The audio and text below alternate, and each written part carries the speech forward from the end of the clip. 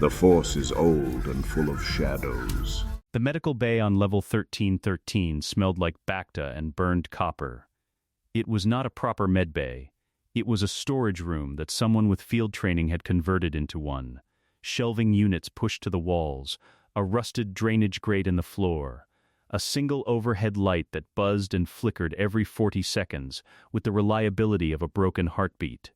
The table Fives lay on had been a workbench 12 hours ago. The restraints on his wrists had been cargo straps. He was alive. That was the whole surprise. The dart had punched through the left side of his chest, below the armpit, between the plates of his bodysuit where the armor didn't cover. A clean entry. Whoever had fired it, and he knew who had fired it, had watched Fox's arm come up in the corridor outside the Chancellor's suite with the calm efficiency of a man swatting an insect, had aimed for the heart. At that range, in that light, there was no reason it should have missed. It had missed by 11 millimeters. He knew the number because the droid operating on him had told him. In the flat informational tone droids used when they reported facts they did not understand were significant. 11 millimeters. The difference between a funeral and a storage room. He'd been breathing blood for 6 hours. Now, he was just breathing. Ahsoka Tano sat in the corner with her knees pulled to her chest and her montral pressed back against the cold durasteel wall, watching him. She had not slept. Her eyes were the eyes of someone who had run out of options and was now waiting to see what was left on the other side of running. She was 17 years old, and she had already lost her master to a war and her order to a kangaroo court, and now she had this, a dying clone in a borrowed room, and a truth that nobody with power wanted to hear. She'd caught him 3 hours after Fox shot him. Not immediately. She had stood at the corner of that corridor and watched Fives go down. Watched Fox holster the weapon without ceremony and begin issuing containment instructions to his troops. And she had done the calculation a Jedi was not supposed to do, the one where you weigh a life against a plan. She had not liked what the calculation told her. She had done it anyway. She had gone back for him when Fox's squad moved to secure the Chancellor's suite. Fives had dragged himself 9 meters down a maintenance corridor on pure will and muscle memory, leaving a dark smear on the floor behind him like a brushstroke. She'd found him by the sound of his breathing. "You're awake," she said. "Tell me something I don't know," said Fives. His voice was rough. Not weak. Rough. Like something scraped over stone. His eyes were open and tracking, and that was more than she'd expected 3 hours ago. "Fox thinks you're dead," Ahsoka said. "Fox is usually right. Not tonight." Fives was quiet for a moment. The light flickered. He looked up at it with the expression of a man deciding whether to be annoyed by something or simply accept it as one more feature of an incomprehensible universe. "The Chancellor," he said. "I know. He's Sith. I know. You believe me. It wasn't a question. She'd already answered it by being here, by pulling him out of that corridor instead of walking away. Still, she said it out loud because she thought he needed to hear it said. I believe you." Fives closed his eyes. Not in relief. Something more complicated than relief. Like a man who had been shouting into an empty room for so long that being heard felt strange and wrong and almost worse than the silence. "Tano," he said. "The chip. The order. When it fires, I know what it does. You told me. Twice," she kept her voice level. "We need to tell someone who can actually stop it. I tried that. I tried the Council. I tried Rex. I tried everyone with rank and authority and the ability to walk into a room and change something, and every single one of them. Not everyone," Ahsoka said. He looked at her. She had been turning it over for 3 hours.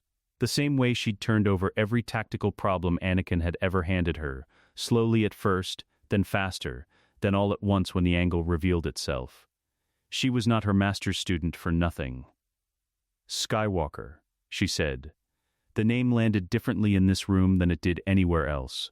Fives had served under Anakin Skywalker on Christophsis. He remembered the general in the way soldiers remembered officers who'd made the difference between a retreat and a rout. Not with reverence exactly, but with the specific respect that came from watching someone make a decision under fire and be right. Skywalker had that quality. It wasn't just the Force. It was something underneath the Force. A refusal to accept the parameters as given. Fives understood that quality. He'd spent the last 72 hours living inside it. He's on the council, Fives said. He reports to the Chancellor. He hates the Chancellor, said Ahsoka. He just doesn't know why yet. She paused. He also built a droid from junk when he was 9. If anyone can understand what you found inside that chip, the Kaminoans will flag any access attempt to Palpatine's office within hours. Fives pushed himself up onto one elbow. The movement cost him. He paid it without sound. If Skywalker goes to the council goes to the Chancellor to verify. Palpatine spins the story. He's been spinning it since Tup. We have maybe 2 days before the trail goes cold and I become a confirmed dead security incident filed under resolved. Then we have 2 days, Ahsoka said. We don't go to the council. We go to Anakin. Tano, he won't report it. Not if we tell him the truth. Not if we show him the chip. She met his eyes. He cares about the clones, not as assets, as people. I've seen it. He knows Rex. He knows the men. If we tell him what's inside that hardware, what it does, what it's waiting to do. She stopped. Reorganized, he'll want to fix it. Fives said nothing for a long moment. Outside, level 1313 did what it always did. Rumbled and hummed with the constant low-frequency noise of a city that went 100 levels underground and never stopped moving, never stopped grinding, never turned its lights off or its traffic down, or gave any indication that the beings living in it were anything other than components in a mechanism too large to have a name. He's a Jedi, Fives said finally. There was something in his voice that wasn't distrust. It was older than distrust. It was the specific exhaustion of a man who had already been failed by the institutions he was raised to believe in. They all believe in the system. Anakin Skywalker, Ahsoka said, has never believed in a system in his life. She pulled the inhibitor chip from her belt pouch, small as a thumbnail, pale, almost translucent, with the faint tracery of filament circuitry running through it like frost on a viewport. She held it in the space between them. Fives looked at it, at the thing that had been living in his skull since before he could speak. That was inside me, he said. That was inside every brother you've ever fought alongside. Ahsoka kept her voice flat because it was the only way to say it. Every one of them is carrying this right now. Every captain, every commander, every trooper who ever called you brother is walking around with this behind their eyes. The light flickered again. Fives watched it with that same expression. The calculation, the acceptance, the pivot. Get Skywalker, he said. She calmed Anakin at 0300 hours from a public terminal 6 blocks away from the storage room, bouncing the signal through 3 relay nodes the way he'd taught her when she was 14, and the lesson had been about operational security, but had really been about trusting your instincts when the official channels felt wrong. She didn't use his name. She didn't use hers. She said 3 words that they'd established as a distress code during the Citadel mission. Words that meant, I need you. No questions, no comtrail, come alone. 40 minutes later, Anakin Skywalker dropped through the maintenance hatch in the ceiling of the storage room and landed in a crouch on the floor with his hand already on his lightsaber hilt. He took in the room in one sweep. The makeshift medbay, the cargo strap restraints, Ahsoka in the corner, the clone on the table, alive, watching him with the careful eyes of a man deciding whether this was rescue or another variety of arrest. His hand came off the lightsaber. Fives, he said. Not a question. Recognition. And something behind recognition. Guilt, maybe. Or the variant of it that looked like guilt, but was actually grief. He had heard Fives was dead. He had not had time to process what that meant. You're supposed to be dead, said Fives. I get that a lot today. Anakin crossed the room. He checked the wound the way a field commander checked things. Fast, thorough, impersonal, and then he looked at Ahsoka with an expression that asked the question she'd known was coming. She held out the chip. He looked at it. He did not take it yet. He was already doing the thing she'd counted on, reading it, running the calculation, his engineer's brain parsing the scale of the hardware against the scope of what a thing that size could be designed to do. How many clones are carrying this? He said. All of them, said Fives. Every one. Anakin took the chip from her hand, turned it over once between his fingers. The light buzzed overhead. Flickered held, his jaw was tight. His eyes had gone somewhere far away, the place they went when he was 3 steps ahead of a problem and already working through solutions that hadn't become necessary yet. She had seen that look over Christophsis, over Geonosis, over every battlefield where the parameters had refused to stay fixed, and he had refused to accept them anyway. "Tell me everything," he said. The rain on Camino fell the way it always fell, not in drops but in curtains, in walls, in the kind of continuous annihilation of everything dry and still that made the planet feel less like a place and more like an argument. Anakin had been here once before. He remembered the whiteness of it, the clinical silence of the corridors, the way the Kaminoans moved through their own facility like long-limbed ghosts, in a building that existed for a purpose they found both sacred and entirely unremarkable. He remembered thinking that a civilization that had reduced life to a manufacturing process would build its home to match. It looked exactly the same.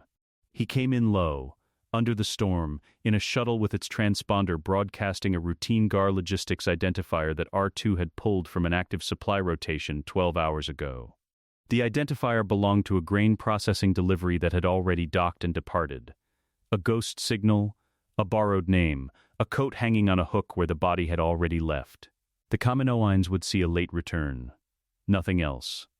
R2 blatted softly from the co-pilot socket, as the landing strut sensors found the secondary dock platform, not the main military port, not the civilian intake bay, but the maintenance access platform on the facility's eastern arm, used primarily for equipment transfers and rarely staffed past the second rotation. "I know it's a tight fit," Anakin said. "You've seen tighter." R2 made a sound that communicated deep professional skepticism. "That's fair," Anakin said. He landed the shuttle. Rex was already inside. That had been the first necessary thing, getting Rex ahead of him, using legitimate credentials, giving him 6 hours to establish a presence inside Tipoca City before Anakin arrived. Rex had come in on a resupply frigate 2 days prior, listed as an inspection officer running a routine training compliance review. Standard GAR administrative process. The Kaminoans tolerated it the way they tolerated everything that fell within protocol, with perfect, faintly contemptuous efficiency. He was waiting in the maintenance corridor outside the eastern dock when Anakin stepped through the hatch. No armor, he was in a Kaminoan technician's uniform, pale gray, slightly too long in the leg. He looked exactly like what he was, a soldier wearing a costume and managing the discomfort with practiced discipline. "General," Rex said. "You don't have to call me that here." "I know." Rex handed him a matching technician's badge. "I'll keep doing it anyway." Anakin clipped the badge to his chest. It had a name on it. Div Terran, Systems Maintenance, Level 7 clearance, that belonged to a Kaminoan technician who was currently on scheduled leave on Tipoca City's residential tier. Ahsoka had pulled the staffing rotation from the administrative grid 3 hours ago and sent the file to Rex's secure comm. "How long do we have before his shift would normally start?" Anakin asked. 8 hours. Rex paused. "Probably 6, given how these things go." "6 it is," Anakin said. They moved. Tipoca City in the deep rotation hours had a quality that Anakin couldn't quite name and didn't try to. It was not quiet. The facility never stopped. The gestation tanks never paused. The atmospheric processors never rested. But the sound was different at this hour, purposeful rather than populated. The sound of a machine maintaining itself. They passed 3 Kaminoan technicians in the first corridor. All 3 registered them and did not stop them. Kaminoans were not, as a rule, suspicious. They were hierarchical. If a being was present in their facility wearing the right badge and moving with the right pace, the simplest explanation was that they belonged there. The Kaminoan mind was not built for improvisation. It was built for process. Anakin was counting on that. The behavioral archive was on level 9, sub-level 3. Rex had located it 2 days ago, found it the way a good soldier found things in unfamiliar territory, by watching what the locals avoided. The archive was not on the standard tour route shown to GAR inspection officers. It was not marked on the facility maps distributed to military liaisons. The Kaminoans did not discuss it. It was the room they walked past without looking at, which was how Rex knew exactly where it was. The door was biometric. One reader, Kaminoan palm architecture, long-fingered, three-joint. Anakin looked at it. R2, he said quietly. The astromech was patched into the facility's internal comm grid through a splice Rex had installed in a junction box 20 meters back. There was a sound, a low, sustained electronic murmur, something between a hum and a complaint, and then the biometric panel cycled from red to green without anyone touching it.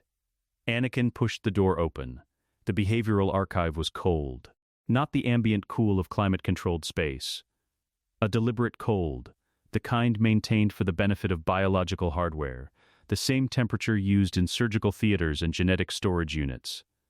The room was long and low-ceilinged, lit by panels that emitted a blue-white spectrum designed for precision work rather than comfort.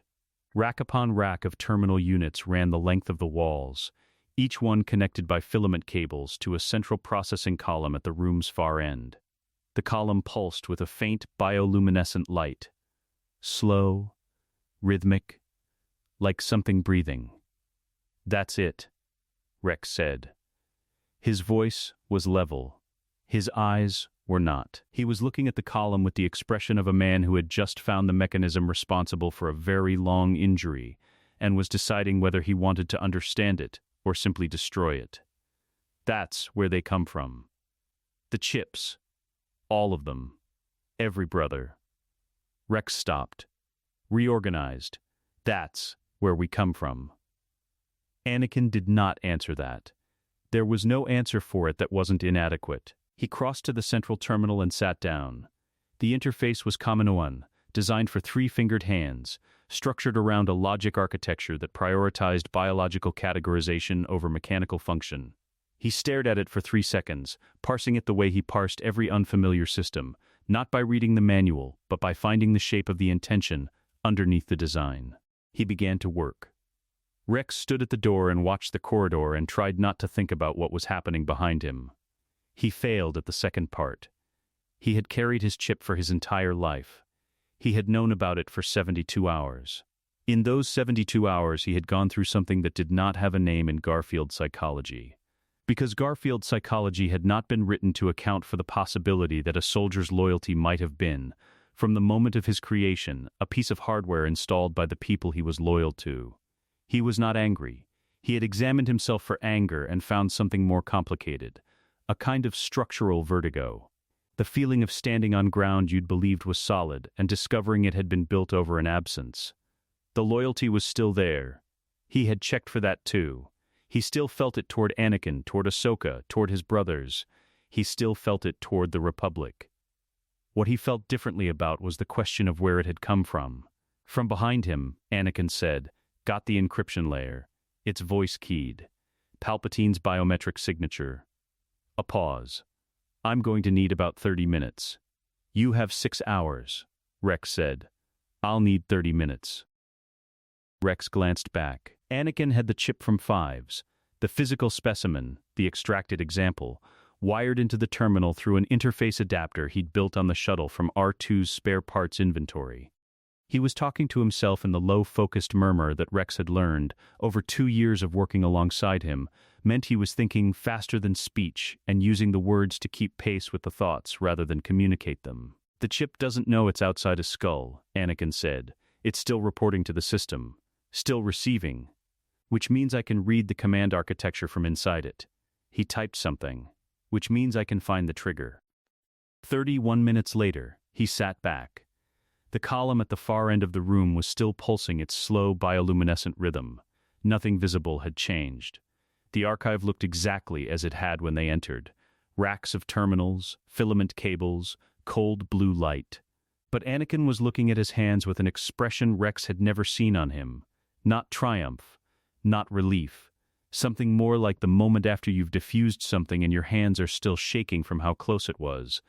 Except that the shaking was on the inside, and not in the hands at all. "It's done?" Rex said. Phase 1. Anakin stood. "The virus is in the mainframe. It needs 72 hours to propagate through the GAR operational channels. Routine maintenance sweep. No flags, no alarms." He looked at Rex. In 3 days, Palpatine's command triggers nothing. In 3 days, the order is mine to give or not give. Rex was quiet for a moment. And if he issues it before 3 days, Rex said. Anakin picked up his tools, began packing them with methodical efficiency. Then we make sure he doesn't have the chance. He said it the way he said most things that were technically impossible, as a logistical problem with a solution he hadn't found yet, rather than an obstacle worth worrying about in advance. Rex put his hand on the door panel. Outside, the rain continued its annihilation of the ocean below. Inside the archive, the column pulsed on, carrying its new instruction deeper into the biological network with every breath. A kill switch, rewritten, a weapon, turned.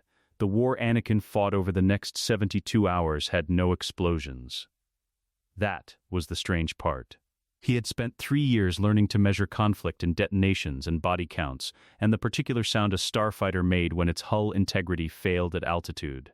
He understood war as a physical thing, tactile, loud, finite. You knew where you stood in it, because standing required ground, and ground could be held or lost. This war had no ground. It had frequencies and access codes and the slow, invisible propagation of a signal moving through a military communications network that spanned half the known galaxy. It was fought in maintenance logs and personnel rotation schedules, and the careful management of who knew what and when they knew it. It was fought in silence, in back corridors, in the specific kind of patience that had never come naturally to him and that he was now required to perform without interruption for 3 days. He was not good at it. He did it anyway. The first front was Rex. Not Rex as a problem, Rex as a resource, which was both more accurate and, in some ways, harder to think about clearly. Anakin had spent 2 years treating Rex as a partner. Now he was asking Rex to become something more operationally specific, the living architecture of a conspiracy that neither of them could afford to name out loud. They met in rotating locations. A supply depot on Coruscant's industrial tier. A hangar bay on a Gar frigate currently docked for refit. Once, briefly in the back of a speeder moving through the lower city traffic lanes because movement made surveillance harder, and they only needed 10 minutes. Rex came to each meeting with information gathered through channels Anakin had not asked him to build, and would not have thought to build himself. Clone commanders across 4 active theaters had been quietly sounded out, not told. Not briefed, not asked to commit. Simply made aware, through the careful oblique language of soldiers who had learned to communicate in conditions where direct speech was dangerous, that something was changing. That when the change came, their orders would clarify. That they should trust the clarification. How many? Anakin asked, in the speeder watching the lower city blur past the window. Certain?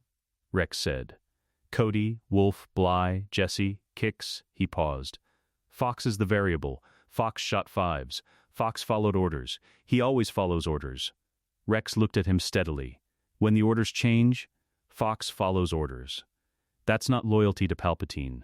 It's loyalty to the chain of command. We just need the chain to point somewhere different. Anakin thought about that. And the Coruscant Guard? They're his personal security on the ground. Their chips update same as everyone else's. 72 hours from Camino, they're running your command architecture. Rex said it the way he said most things. Clean, no editorializing. The operational fact, delivered straight. The moment you issue the counter order, Fox and every Red Pauldron trooper on this planet is pointing a different direction. He'll fight it. He'll run a diagnostic, Rex corrected. Find the new command architecture. Verify it's legitimate through the system. A pause. Fox doesn't fight the system. He runs it. Give him a system that points at you. He'll run it the same way. Anakin stared out at the city. Somewhere up there, behind the Senate building's highest windows, Palpatine was conducting his own version of this war. The one he'd been conducting for decades. The one he'd already won once in a future that Anakin didn't have access to but could feel the shape of. Like a bruise he couldn't see, but kept finding with his fingers. What about the ones who don't update? Anakin said. Rex was quiet for a beat. There will be some. Chips out of range of the Gar channels during the propagation window. Combat deployment, communications blackout, damaged receiver hardware. Maybe 3-4% of the total force. That's tens of thousands of men. Yes, who will still execute Order 66 if Palpatine fires the trigger? Yes, Rex said again. No qualification. No comfort. The number was what it was. Anakin put his head back against the seat. 3% of 3 million clones. 90,000 men who would still turn on their Jedi commanders without warning or choice, because a piece of hardware behind their eyes hadn't received the update in time. 90,000 soldiers who deserved better than what they were, still caught in the old architecture. We minimize it, he said finally. Pull affected units from Jedi embedded deployments during the window. Reassign to logistics, supply, perimeter, anything without a Jedi general in the command structure. I'll need the deployment data, Rex said. R2 has it. I'll route it to your secure comm. Rex nodded. The speeder moved through traffic. The city hummed around them, indifferent and enormous, conducting its billion daily transactions with no knowledge that the men inside this vehicle were quietly redesigning the architecture of its survival. The second front was Pad M. This was the front Anakin had not planned for and could not have planned for, because it required a kind of honesty that planning made harder rather than easier. He told her everything, not in pieces, not managed, not shaped for impact. He told her in their apartment at 2 a.m. with the Coruscant skyline burning orange beyond the window and R2 running a signal sweep in the corner to ensure the room was clean. He sat across from her at the kitchen table, and he said, "There is a chip in every clone's brain that will kill every Jedi on command. And the command belongs to Palpatine, and Palpatine is Darth Sidious, and I've spent 3 days rewiring the galaxy's largest kill switch to point at me instead. And I need you to know, because if this goes wrong, you need to be somewhere he can't reach you." Adyem listened the way she listened to Senate testimony, completely, without interruption. Her hands flat on the table and her eyes fixed on him with the particular quality of attention that he'd always found slightly unnerving, because it made him feel accurately seen. When he finished, she was quiet for a moment. "The Senate," she said. "What about it? When this surfaces, and it will surface, Anakin, you cannot stage a military realignment of this scale without it surfacing. The Senate will need a political architecture to receive it. If the story becomes Jedi General seizes control of the clone army, you lose. Palpatine wins from his grave." She was already thinking 3 moves ahead, her fingers tapping once against the table. It needs to be framed as the exposure of a conspiracy, not a coup, an intervention. "I'm not staging a coup. I know that," she said. Not impatient, precise. The Senate doesn't know that. The Senate will know what the first senator to speak on the floor tells them to know. That senator needs to be Bail Organa, and he needs to be briefed before the order is issued, and he needs to have the documentation already in hand. Anakin looked at her. Bail, he's been suspicious of Palpatine for 2 years. He has relationships across the opposition bloc, and he is constitutionally incapable of staying quiet when he knows something is wrong. She paused. "I'll reach out through back channels. Nothing explicit, just enough to make sure he's watching the right frequencies when it happens." This was what she did. He had known it for years, and still found himself slightly astonished by it, the way she moved through political reality like he moved through a starfighter engagement, reading the space between objects, finding the angle that wasn't visible until she named it. "You're not staying out of this," he said. "No," she agreed. "I'm not." He wanted to argue. He had the argument ready, the same one he always had, the one about safety and distance, and the specific terror of loving someone in a galaxy that had demonstrated repeatedly that it would use the people he loved against him. He didn't make the argument. She would have dismantled it, and she would have been right to. "Be careful," he said instead. "Always," she said, which was not entirely true, and which they both knew, and which was, somehow, still the right answer. The third front was the waiting. Hour 41 of 72, hour 57, hour 69. He slept in 3-hour intervals. He flew 2 combat sorties to maintain operational appearance, a separatist engagement over Cato Neimoidia, a supply convoy escort through the Outer Rim, and he sat in the cockpit of his Eta II and felt the force moving around him the way weather moved, not threatening yet, but building. The kind of pressure that preceded something large. Palpatine had not moved. No unusual orders. No deviation from pattern. The Chancellor appeared at 3 Senate sessions, 2 diplomatic briefings, 1 public ceremony honoring GAR veterans of the Umbara campaign. He smiled at each one. He said the appropriate things. He had no idea. Or he had every idea, and was simply better at waiting than Anakin was. That thought lived in the back of Anakin's mind for all 72 hours like a splinter he couldn't reach. The possibility that Palpatine had already seen it, had already adapted, had already laid a trap so perfectly constructed that the trap was the believing he hadn't. Hour 71. R2 blatted from across the room. A single, specific tone, the one Anakin had assigned to the propagation confirmation signal. He crossed to the terminal. Read the report.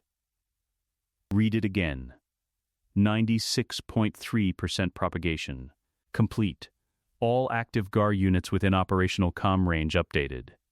The Camino mainframe had pushed the synchronization through the standard maintenance channel at 0400 hours, stamped as a routine biochip integrity sweep, logged and filed and closed without a single flag. The kill switch was his.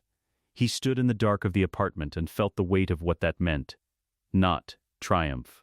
Not relief, but the specific gravity of a responsibility so large it had its own pull. 3 million men, their chips carrying his voice now, his command, his choice. 3 million brothers who did not know what had been done to them, or what had been undone. He had 72 hours to decide what came next. He had already decided. He had decided in a storage room on level 1313, with a dying clone on a workbench table, and a chip the size of a thumbnail in Ahsoka's open hand. He just had to survive long enough to do it. Palpatine issued Order 66 on a Tuesday. Not that the day mattered. Not that anything about the timing carried the weight the moment deserved. It arrived the way catastrophes always arrived in Anakin's experience. Not announced, not preceded by the dramatic buildup that the scale of the thing seemed to require, but simply there, suddenly, the way a blade was suddenly there when the hand that held it had been moving for a long time, and you had simply stopped watching the hand. It was 0347 hours. Anakin was in the Jedi Temple. He had been summoned by Mace Windu at 0300.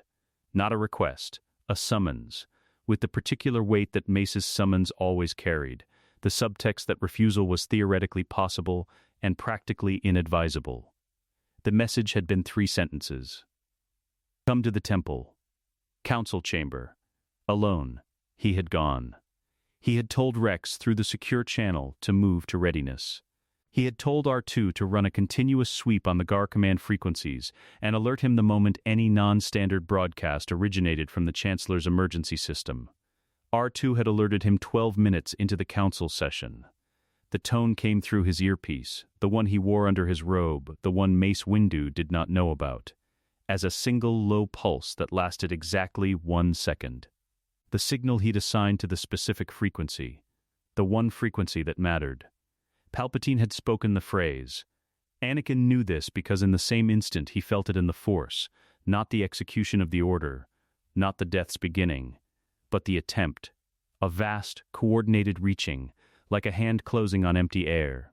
Across the galaxy, in 1,000 locations, the command struck chips that no longer carried its instruction, and found nothing.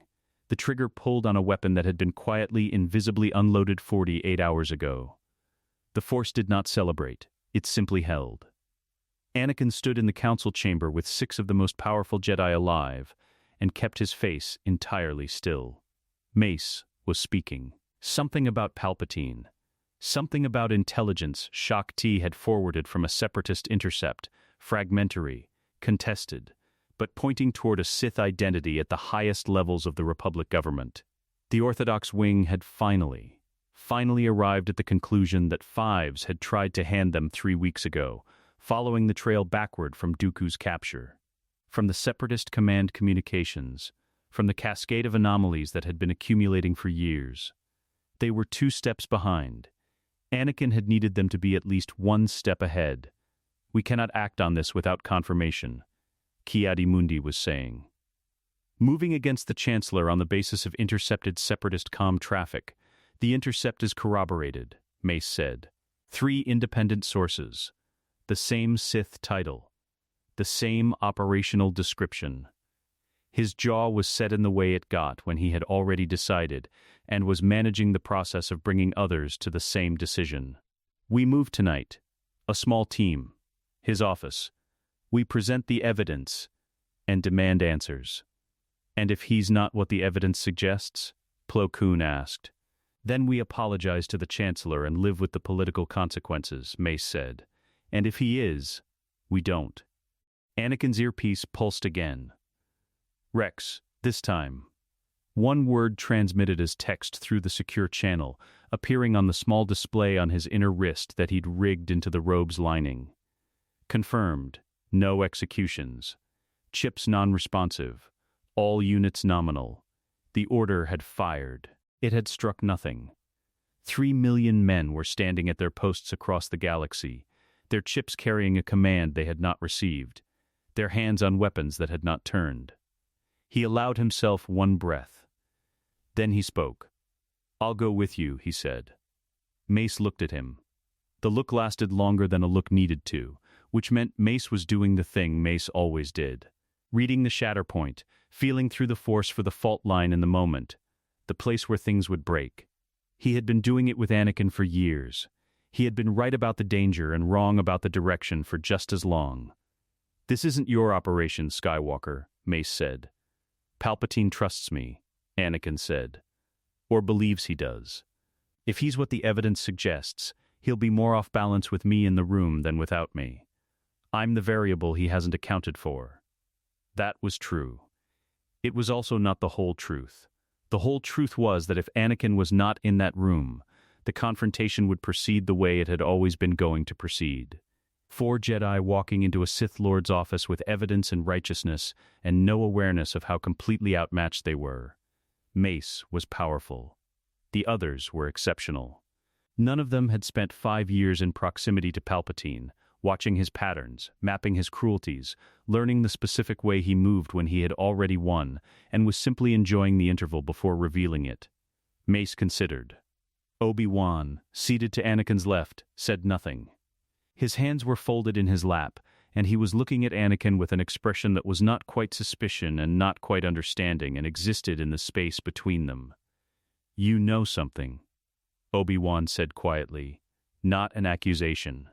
A statement, offered without judgment, the way Obi-Wan offered most things, as an observation that created space for a response without demanding one. Anakin met his eyes.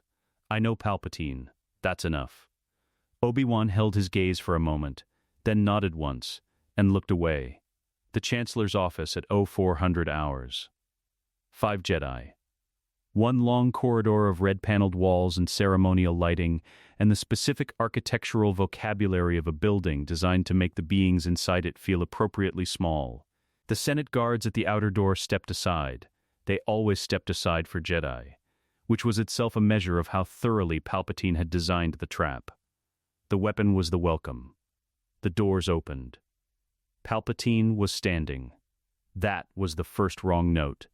Not seated behind his desk with his papers and his performance of interrupted work. Standing, facing the doors, in the center of the room, with his hands folded inside his robe's sleeves, and an expression on his face that Anakin had never seen there before. Not the warmth, not the grandfatherly concern, not the calibrated affection that had been the consistent architecture of every interaction they'd ever had. Just waiting. "Master Windu," Palpatine said. His voice was the same. That was the thing about him. The voice was always the same, right up until it wasn't.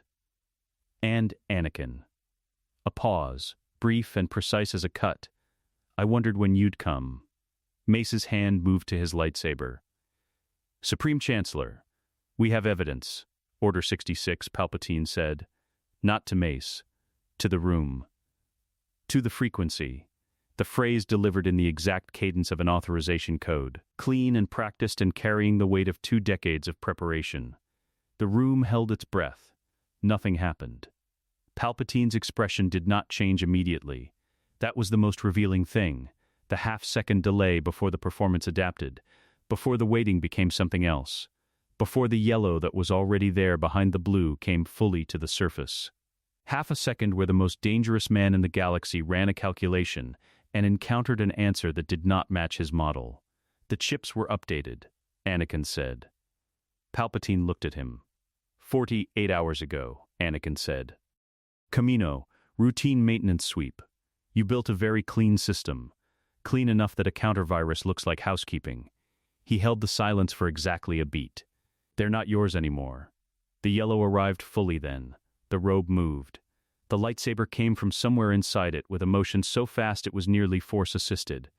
Crimson blade igniting before Kolar had finished drawing his own, and Palpatine crossed the distance to Teen in 2 steps that covered 3 meters with a speed that had nothing natural in it. Mace's purple blade came up. Anakin's blue blade came up. The office detonated into violence. He had run this in his head 100 times. Not because he could predict every variable. Nobody predicted Palpatine across every variable. That was the point. That was the reason one Jedi in that room knowing his patterns was necessary. But because preparation was the only advantage you could manufacture in advance, and he had manufactured every gram of it he could find. Palpatine fought the way he always fought, as if death were a mild inconvenience he'd already accounted for. The twin blades moved in Juyo's aggressive arrhythmic pattern, never the same angle twice, never the timing you expected, always accelerating into the moment when a defender thought they'd found the rhythm. Tien fell in the first 8 seconds, not dead. A cauterized wound across his sword arm, deep, and Palpatine put a boot into his chest on the backswing, and sent him into the wall, and did not look back. Kolar lasted longer, 13 seconds. He fought well. He died badly. Mace held. Anakin was already moving. Mace Windu fought like a man who had always known this moment was coming. Not this exact moment, not this office, not these odds, not the specific geometry of 2 blades and 1 purple answer to both of them, but the shape of it. The inevitability of a confrontation between the thing the Jedi Order had been designed to prevent and the thing it had always been destined to face. Mace had spent 30 years preparing for a version of this, and the preparation showed in every movement, the Vapod flowing through him not as technique but as metabolic function, as natural as breathing, drinking Palpatine's own darkness and returning it with interest. He was holding. Barely, the problem with Vapod was the same as the problem with fighting fire with fire. It required the fire to keep burning, and Palpatine's fire was not running low. The Sith Lord moved in Juyo's aggressive asymmetry, each combination slightly different from the last, each feint recalibrated to account for Mace's previous response, a system that learned in real time and adjusted in real time, and had been learning and adjusting for decades before this room. Anakin came in from the left, not the dramatic entry, not the running leap that announced itself and gave Palpatine a full second to adapt. Low, fast, underneath the arc of the exchange, his blade angled for the legs, the target Palpatine would least expect from someone who had spent years being told to aim high and strike decisively. Sith philosophy was vertical. Jem So said take the center, dominate the axis. Anakin cut across the axis instead. Palpatine dropped 1 blade to catch it, redirected with a precision that was almost contemptuous, but he had dropped 1 blade. Mace's Va-Pad found the opening. The crimson saber in Palpatine's right hand went wide, and for the first time in the engagement, Mace Windu had the angle. Really had it. Not a partial advantage but a geometric fact, and he drove forward with the full weight of 30 years of preparation behind his blade. Palpatine did not parry it. He redirected it. The lightsaber scraped along the length of his own, screaming, and the force of the redirect sent Mace's wrist high and left his center exposed, and Palpatine's follow-through was already moving. Anakin's blade caught it. Not elegant, not the intersection of trained movement and anticipation that made for the clean moments in combat. His blade was simply there, interposed between Palpatine's killing stroke and Mace Windu's chest, caught in a bind that jarred up his arm to the shoulder and cost him his footing for half a step. Mace used the half step. He reset. He came back in. The 3-way geometry held for 11 seconds. The longest 11 seconds of Anakin's life. Longer than the ones in the Geonosis arena. Longer than Dooku over Coruscant. Longer than anything. Because in all of those the thing across from him had been powerful and trained and trying to kill him, and in none of them had it been this. Had it been something this old and this patient and this, perfectly calibrated to the specific shape of every Jedi who had ever stood against it. Then, R2's signal came through. One tone. Long, sustained, the confirmation he'd told Rex to send when the Coruscant Guard had turned. Fox had received the counter order at 0351. He had done exactly what Rex predicted. Run a diagnostic. Found the new command architecture. Verified it through the system as legitimate. Because it was legitimate. Because Anakin had built it from the same hardware and the same protocol language as the original. Because the system did not distinguish between the old authority and the new one, only between authorized and unauthorized. And the new architecture was authorized in every way the system understood authorization. Fox had stood in the corridor outside the Chancellor's suite for 43 seconds. Then he had turned to his squad and said, "New orders. The Chancellor's office is a secured hostile zone. Nothing goes in. Nothing comes out." The Coruscant Guard had sealed the building. Palpatine felt it. Not the diagnostic. He had no access to that. But the force shift, the sudden weight of 600 red-armored troopers repositioning throughout the building, their collective intent redirecting. The vast mechanical loyalty that had been one of his primary assets on this planet, quietly, efficiently, pointing somewhere else. The distraction cost him less than 1/10 of a second. It was enough. Mace's blade took his right hand at the wrist. The crimson saber hit the floor. The hand hit the floor. Palpatine made no sound. The discipline of decades, the absolute refusal to give a room the satisfaction of his pain. But his left blade dropped to guard, and he was moving, already moving, the force surging around him in a way that made the air taste like ozone and burned copper. And Anakin recognized it because he had felt it before in training records, in Sith texts, in the specific quality of force energy that preceded lightning. He put himself between Palpatine and Mace. "Don't," Anakin said. Palpatine looked at him, the yellow eyes, the ruined face beginning to show through the performance of the face beneath it. The mask failing not because of the injury but because there was no longer an audience worth performing for. He looked at Anakin the way he always had, with that quality of attention that had once felt like recognition and now felt like assessment, the calculation running, the variables being weighed, the contingency architectures cycling through their options. "You could still," Palpatine began. "No," Anakin said. "Just that. No anger in it. No satisfaction." The word delivered as a fact about the structure of reality rather than an emotional position. The same flat certainty he'd used at the Camino terminal when Rex had asked what happened if the order fired early. The lightning came anyway. Anakin caught it. Both hands, the force drawn up through him like a conductor drawing current. The midi-chlorians doing what they had always been capable of doing, and what no amount of Jedi orthodoxy or Sith instruction had ever fully mapped, because the thing that lived at the center of him was not a Jedi and not a Sith, and had always been something that existed prior to both. Categories. The lightning coursed through him, and he held it, and he looked at Palpatine across the crackling space between them, and he said, "It's over." He released it. Not back at Palpatine. Into the floor. Into the ground. Dispersed, Mace's blade came to rest at Palpatine's throat. The Sith Lord stilled. Outside the office, in the corridor. The Coruscant Guard held their positions in the specific silence of soldiers who had been given clear orders and were executing them with the professionalism of men who had stopped wondering about the politics several minutes ago.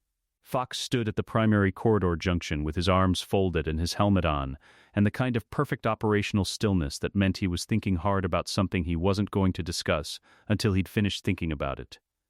Rex arrived at 0419, moving fast through the sealed corridor with 4 of his own troopers at his back. He stopped when he saw Fox. Fox looked at him. "New chain of command," Rex said. "I noticed," said Fox. "You going to be a problem?" Fox considered this with the seriousness he gave everything. "The system says Skywalker. I follow the system." He paused. "The system has always been the point, not the man at the top of it." Rex held his gaze for a moment. Then he nodded and moved past him toward the office doors. Anakin was standing in the center of the destroyed room when Rex entered. The office looked like the physical record of the last 20 minutes. Gouged floors, blast scoring on the walls where lightning had dispersed. 2 lightsaber impacts in the durasteel desk that had cut clean through it. Agen Kolar's body in the corner, a shape under a robe, and Ceci Tien against the far wall, breathing and conscious but not moving, his sword arm held against his chest. Mace was standing over Palpatine with his blade still ignited. Uninjured, looking down at the most dangerous being in the galaxy with the expression of a man examining the gap between who he had been told to be and who he had just been required to become. Palpatine was on the floor, alive, his wrist cauterized, his yellow eyes open and tracking with the infuriating persistence of something that refused to accept a room it was losing. Rex took it all in, said nothing for a moment. "It's done?" he said finally. "The building's sealed," Anakin said. "Coruscant guards ours." The chip counter order propagated to 96% of the fleet. He looked at Rex. "It's done." Rex looked at Palpatine. His expression was the one he used in the field when a problem had been resolved, but the resolution had cost something, and the accounting hadn't been completed yet. "What do we do with him?" Rex asked. Mace answered before Anakin could. "We hold him. We secure him under Republic law and we present him to the Senate with the full documentation, and we let the institutions of this Republic do what they were built to do." He said it with conviction. The conviction of a man who understood that the alternative, summary execution, however deserved, was the first step down a road that only had one destination. A destination that looked a great deal like the thing they'd just spent the last half hour trying to prevent. Anakin looked at Mace, at the decision in his face, at the principled stubbornness of a man who had just helped stage something that looked unmistakably like a military coup and was choosing to believe, in the face of all evidence to the contrary, that the institutions could hold the weight of what was about to be placed on them. He looked at Rex. Rex gave him nothing. This was Anakin's call. Rex would follow it. That was the point. That was the weight of it. "Secure him," Anakin said. The Senate knew something was wrong before anyone told them. That was the nature of a body composed entirely of professional political survivors. They read atmospheres the way navigators read weather, through pressure and temperature and the specific quality of silence that preceded significant events.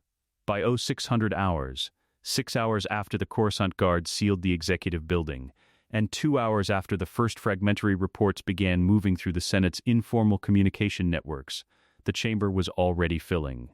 Not for a session. Sessions were scheduled.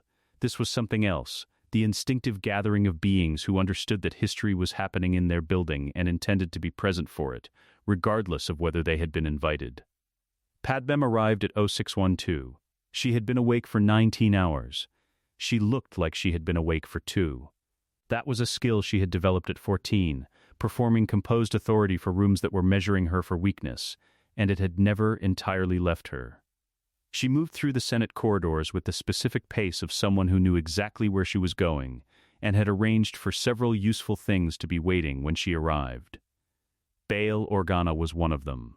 He was standing outside the entrance to Pod 7 with a data cleaner in his hand, which was the signal they had agreed on in the back-channel comm 3 days ago. She stopped beside him. Neither of them looked at each other in the way of two people conducting a conversation they needed to be able to deny having conducted. "The documentation package," she said quietly. "Received and reviewed," Bail said. His voice was steady. He was a man who had learned to be steady in the presence of catastrophic information because the alternative was uselessness, and Bail Organa had never been able to tolerate uselessness. "The Sith communication intercepts, the clone chip schematics, the Camino authorization records. All of it." He paused. "It's enough. It needs to be more than enough," Padmem said. "It needs to be so far beyond enough that the counter-narrative has nothing to attach to." "The counter-narrative will come anyway," Bail said. "I know. But there's a difference between a counter-narrative that makes people uncertain and one that makes people look foolish for believing it." She finally looked at him. "We need the second kind." Bail held her gaze for a moment. In it was the specific communication of two people who had been operating in a system they distrusted for long enough that they had learned to find each other in the negative space of official discourse. Then he nodded, and she moved on. Palpatine was moved at 0630, not to a Republic detention facility. Those were under Senate authority, and Senate authority was currently a contested question. He was moved to a secure suite on the Jedi Temple's lower level, the same wing used for high-security custody of Force-sensitive individuals who required containment that standard Republic security infrastructure was not equipped to provide. Stone walls. No windows. Force-dampening emitters in the ceiling that created an environment like breathing through gauze. The Force present, but remote, like hearing music through a thick door. Anakin supervised the transfer personally. He did not know why.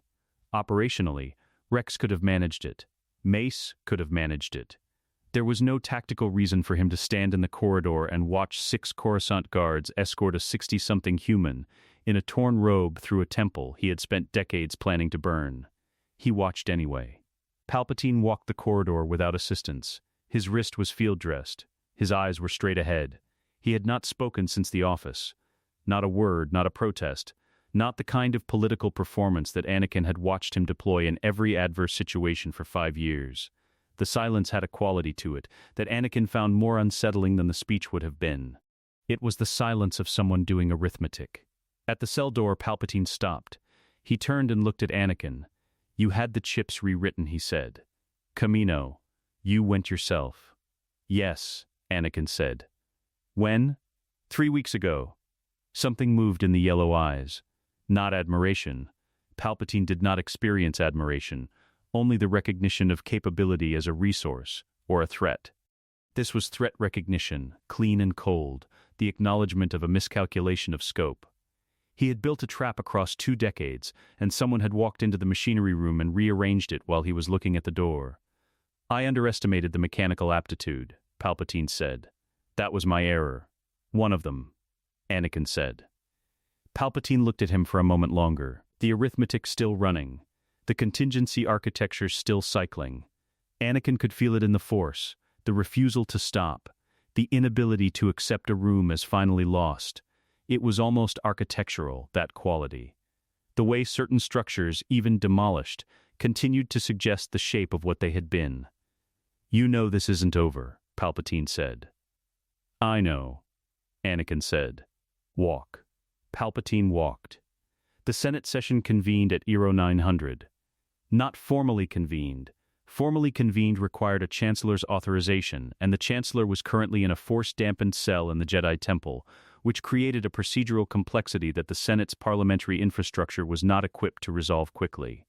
What happened instead was that enough senators were present, and enough of them were senior enough, that the chamber achieved a functional quorum through collective agreement rather than official mechanism. Senator Organa spoke first.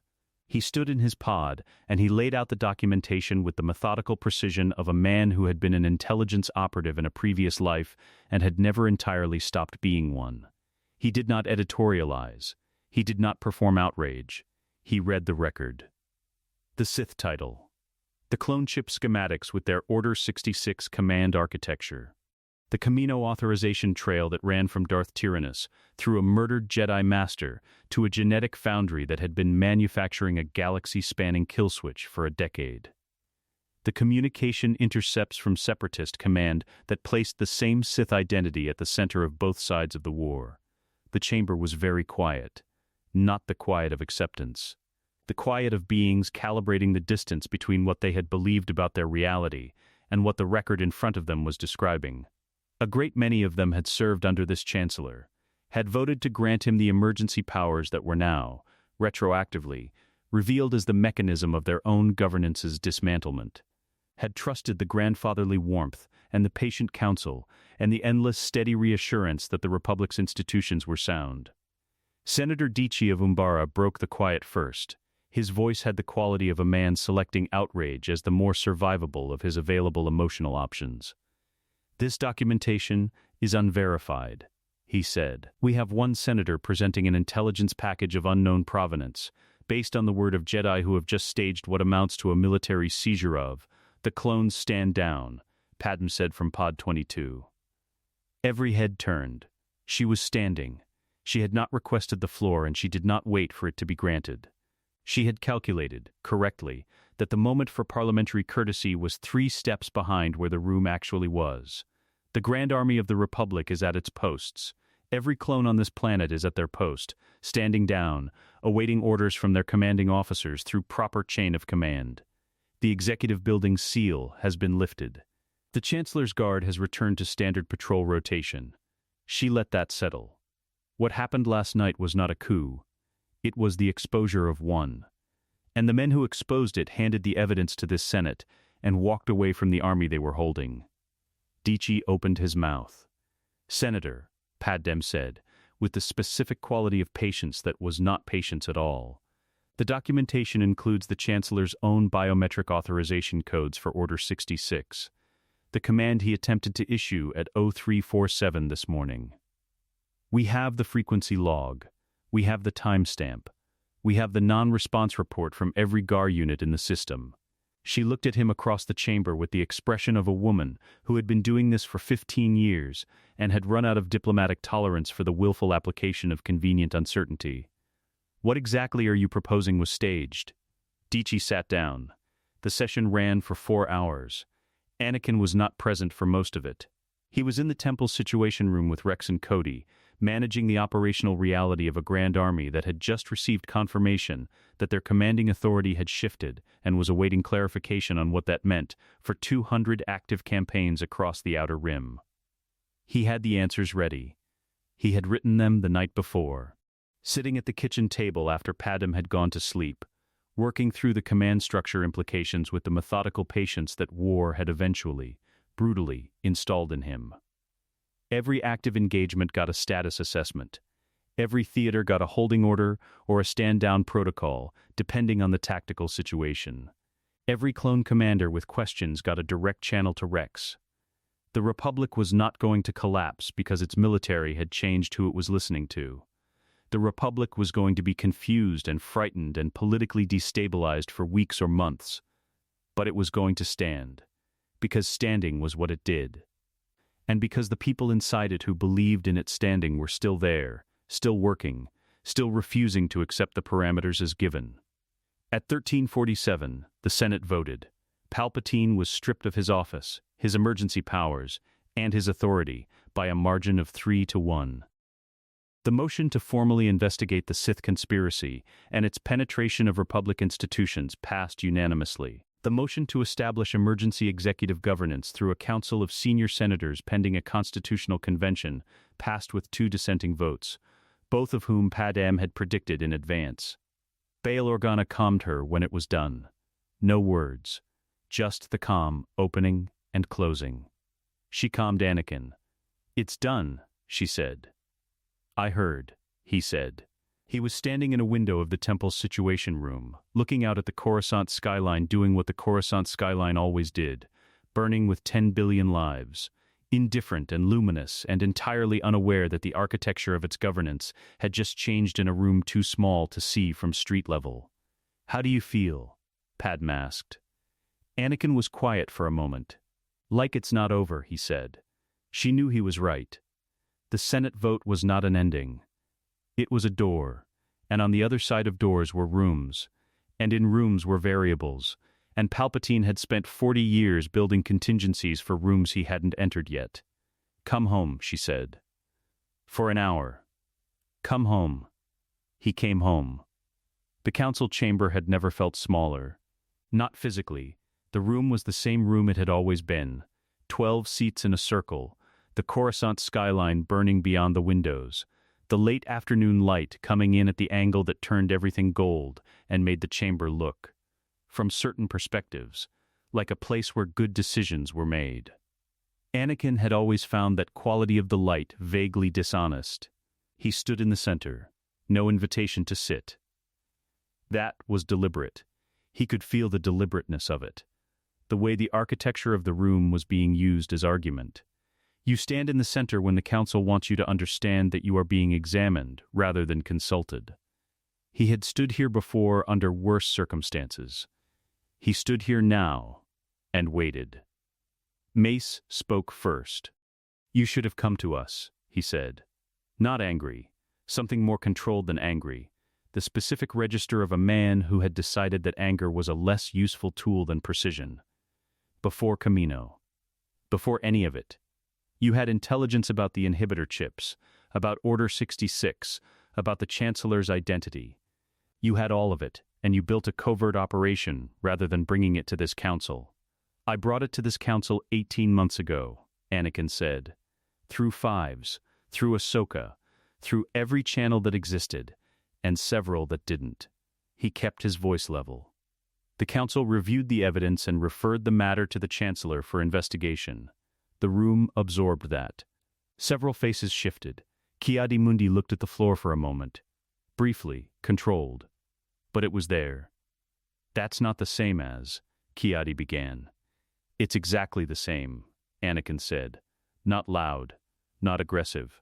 The flatness again, the one that came from having the facts and not needing volume to carry them. A clone removed his chip, showed you the hardware, told you what it did. And the council sent the finding to the man the chip was designed to protect. I watched that happen. So did Ahsoka. So did Rex, from a hospital bed where he was recovering from being shot by the Chancellor's personal security. He paused. I made a calculation. The calculation was that the council would not move fast enough, and that if I was wrong, the cost was that I'd overstepped. And if you were wrong, he stopped. He did not need to finish the sentence. The sentence finished itself in the minds of every person sitting in the circle, in the specific weight of the name that did not need to be spoken.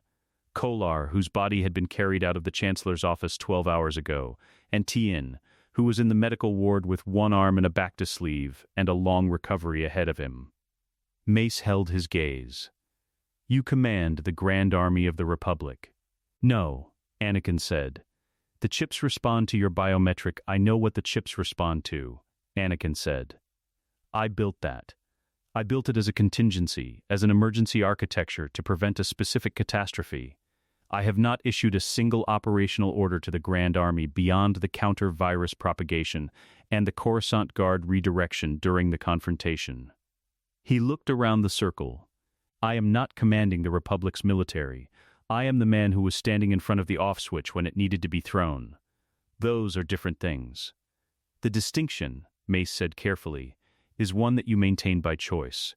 By your choice. Which means the distinction exists only as long as you choose to maintain it. Silence. That was the real argument. Not the past. The past was what it was. The record was the record. And the record said that Anakin Skywalker had secretly rewritten the command architecture of a 3 million-man army without authorization, and had been right to do it. The past was not the problem. The problem was the future. And the future contained a man who could, at any moment he chose, issue a command that 3 million soldiers would execute without question. It was not an accusation.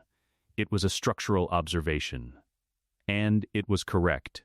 Obi-Wan had not spoken. He was sitting in his seat with his hands folded and his eyes on Anakin with the expression he used when he was holding something back, not suppressing it. Holding it. The way you held a door open while you decided whether to walk through. Plo Koon spoke from his seat. His voice had the particular quality of the Keldor speaking register, slightly removed, filtered, which gave it an unintentional quality of distance that made his words land with more weight than he perhaps intended. What do you want, Anakin? Plo said. Not what you've done. Not the justification. What do you want to happen now? The question reset the room. Anakin looked at Plo. He had always liked Plo Koon. There was a directness to him that most of the council insulated against. A willingness to ask the question underneath the question, that Anakin had found, over the years, to be rarer than it should have been in a room full of beings trained to see clearly. I want to give the chip command authority to the Senate, Anakin said. Not to me, not to the council, to the constitutional government of the Republic, once it reconstitutes. A joint civilian-military authorization structure with no single point of failure. He paused. I want the Grand Army to come home and be demobilized. Treaty negotiations with the separatist holdouts, not campaigns. The war is Palpatine's war. It ends with his removal. He looked at Mace. and I want to not be a Jedi anymore." The last sentence landed differently from the others, not like a confession, like a door closing on something that had been left open for too long, the soft, definitive click of a decision that had been made some time ago and was only now being spoken aloud. Mace's expression did not change, but something in his posture shifted, a fractional adjustment that meant the calculation had changed, that the variable he had been solving for had just reconfigured. "You're resigning," Obi-Wan said. It was the first thing he'd said. His voice was careful, not wounded. Obi-Wan managed wounds the way he managed most things, internally and without display. But careful, with the care of someone navigating ground they had not scouted. "I'm acknowledging what's already true," Anakin said. "I haven't been a Jedi for years. I've been a general wearing the title because the war needed generals. The war needed me to be Anakin Skywalker, Jedi Knight, so the men had someone to follow, and the Senate had someone to point at, and the Council had someone to send into the rooms they didn't want to enter." He said it without bitterness. Just the fact of it, the shape of an arrangement that had served several purposes and had now served its last one. "I'm not the Jedi you needed. I'm the Jedi you got, and I think it's time to be honest about what that means." "What it means," Mace said slowly, "is that the most powerful Force-sensitive being alive is removing himself from the structure designed to govern the use of Force-sensitive power." He said it as an observation rather than an objection, testing the weight of it. That does not resolve the concern. It relocates it. "I know," Anakin said. "You'll have to trust me." "Trust is not. It's exactly a structural principle," Anakin said. "Everything is. Every institution, every system, every arrangement of authority is built on someone's decision to trust something they cannot fully verify. You trusted the Republic. You trusted the Code. You trusted a chancellor who was spending every day of his tenure designing your extinction." He looked around the circle one more time, not with accusation, with the simple honesty of a man who had earned the right to say the difficult thing. "I am asking you to trust me the way I trusted you," which I will admit is a significant ask, given how that went. The silence that followed had a different quality from the ones before it. Not hostile, not the silence of an institution organizing its resistance. Something more complicated, the silence of 12 beings confronting the gap between the world their principles had been designed for and the world they were currently standing in. Yoda had not spoken. He spoke now. "Leave. You wish to," he said. "Go. You should. But gone, you will not be." He looked at Anakin with the eyes of 900 years, which were not wise eyes in the way people imagined wisdom. Not calm, not distant, not removed from the specific gravity of the present moment. They were the eyes of something that had survived long enough to have been wrong many times, and to understand what being wrong at scale felt like. The Force does not release the Chosen One, because the Chosen One finds the designation inconvenient. "I know," Anakin said. "Good," said Yoda. "Then we understand each other." Obi-Wan caught him in the corridor outside. No words immediately. They walked together for a moment in the way they had walked corridors in this building for 15 years. The distance between them a calibrated familiarity that had its own language. "You could have told me," Obi-Wan said finally. "You would have tried to manage it through proper channels," Anakin said. A pause. "Yes," Obi-Wan said. "I would have. I know." They walked another few steps. "I'm not angry," Obi-Wan said. He said it with the slight emphasis of a man clarifying something he suspects will be disbelieved. "I want to be clear about that. I have been reviewing the last 18 months in light of recent information, and I am arriving, with some discomfort, at the conclusion that you were right and we were wrong, and that the appropriate response to that is not anger." Another pause. "The discomfort is about the conclusion, not the person I'm delivering it to." "I know," Anakin said again. "Stop saying that. It's true every time." Obi-Wan stopped walking. Anakin stopped with him. They stood in a temple corridor with the afternoon light coming through a high window and making rectangles on the floor. "Whatever you are now," Obi-Wan said, "whatever comes next, you are still my brother." Anakin looked at him. "I know," he said. Obi-Wan made a sound that was not quite exasperation and not quite affection. It was the sound of a man who had spent 15 years trying to teach someone, and had finally accepted that the teaching had produced something he hadn't planned for and couldn't evaluate by the standards he'd used to design the curriculum. He put a hand on Anakin's shoulder for a moment. Then he walked back toward the council chamber. Anakin stood in the corridor alone and let the temple settle around him, the hum of it, the weight of 10,000 years of institutional memory, the specific quality of a building that had always felt like home and had never quite felt like his. He walked out. The Separatist Council met on Mustafar because Mustafar was where Dooku had told them to go. Dooku was dead. Nobody had thought to countermand the instruction. That was the particular tragedy of organizations built around a single authoritative intelligence.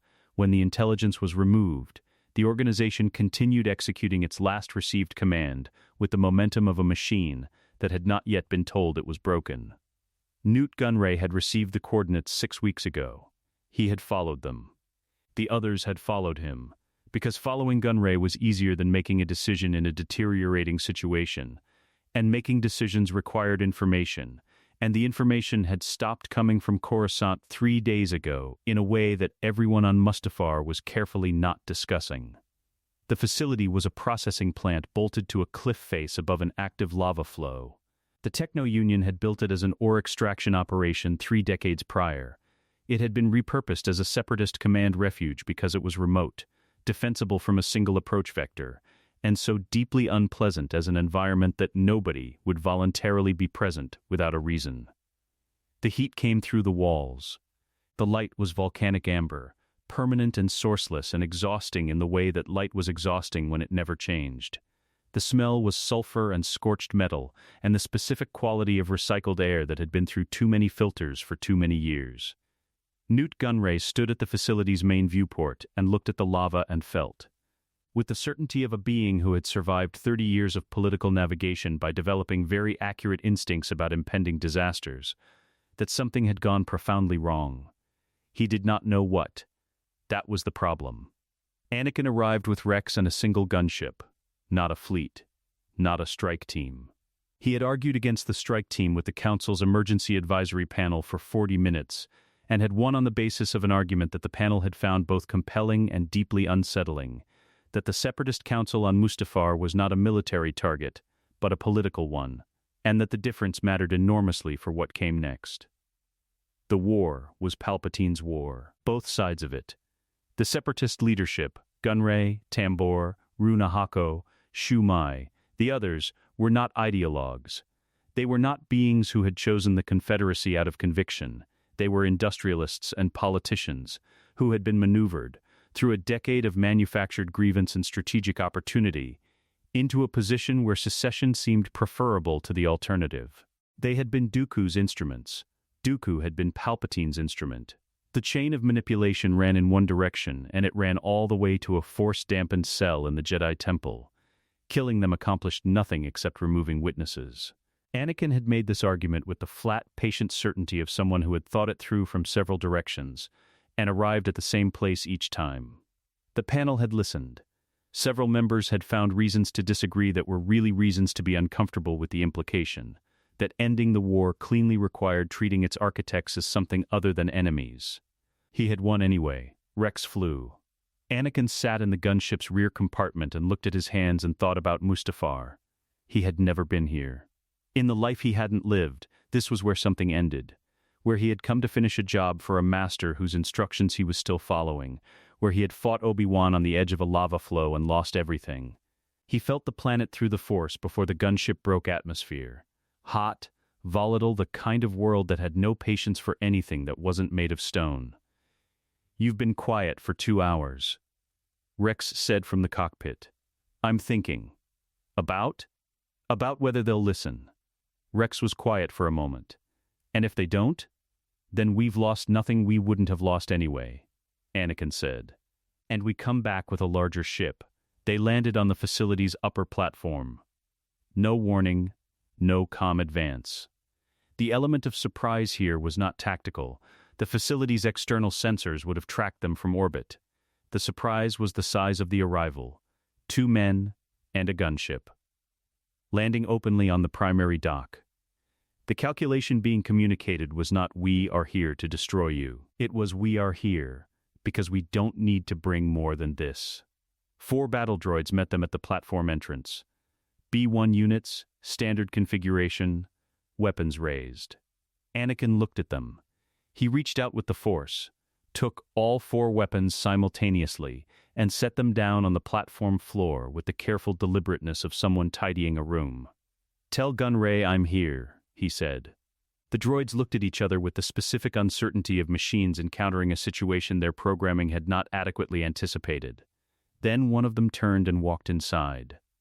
The other 3 remained, unarmed, in a formation that was technically still a security posture, despite having lost all the elements that made it functional. Rex stood beside Anakin with his helmet on and his arms folded, and the specific patience of a soldier who had stopped being surprised by anything his general did approximately 18 months ago. Gunray made them wait 20 minutes. That was its own communication, the last exercise of authority available to a man in a deteriorating position. The performance of being someone whose schedule could not simply be interrupted. Anakin stood on the platform in the volcanic heat and waited and looked at the lava below and said nothing. The interior of the facility was exactly as unpleasant as the exterior suggested. The conference room where the Separatist Council had been conducting its waiting held 9 beings in varying states of political deterioration. Gunray at the head of the table, Rune Hako flanking him with the nervous energy of a man who had made his career by being adjacent to whoever was in charge, and was finding the strategy less reliable than usual. Tambor in his life, support chair. Shumai with her hands flat on the table and her eyes calculating. Poggle the Lesser, whose translator droid stood behind him like a shadow. The others arranged around the room with the body language of beings who were each privately convinced they were the only one who understood how serious the situation was. Anakin stood at the entrance. "Dooku is dead," he said. Not as news, they knew. As an opening position. The clearing away of the pretense that this conversation could proceed around the central fact. Palpatine is in Republic custody, stripped of his office and facing trial for high treason. The war you've been fighting is over, because the man who designed it on both sides is no longer operating it. Gunray's eyes moved to Rex and back. "You've come to offer terms." "I've come to offer an end," Anakin said. "There's a difference. Terms implies a negotiation between parties with ongoing grievances. An end means we stop." He moved to the table and sat down, which nobody had invited him to do and which the sitting accomplished. It took the performance of authority out of the room and replaced it with the practicalities of a conversation. The Confederacy of Independent Systems has legitimate political grievances. Most of them.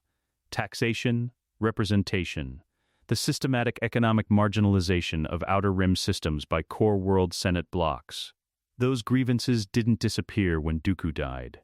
They existed before him, and he exploited them, which is different from inventing them. Shumai leaned forward slightly. "You're not a senator." "No," Anakin said. "You have no authority to negotiate a political settlement. I have the authority of the man standing between you and 3 million soldiers," Anakin said. "Not a threat, a fact, delivered in the same register as everything else. And I have the good sense to know that using that authority to end you instead of end the war would be a waste of everyone's remaining time." He looked around the table. "What I'm offering is a ceasefire, immediate and complete, and a referral of all separatist political grievances to a constitutional convention that Bail Organa is currently organizing on Coruscant. Real representation.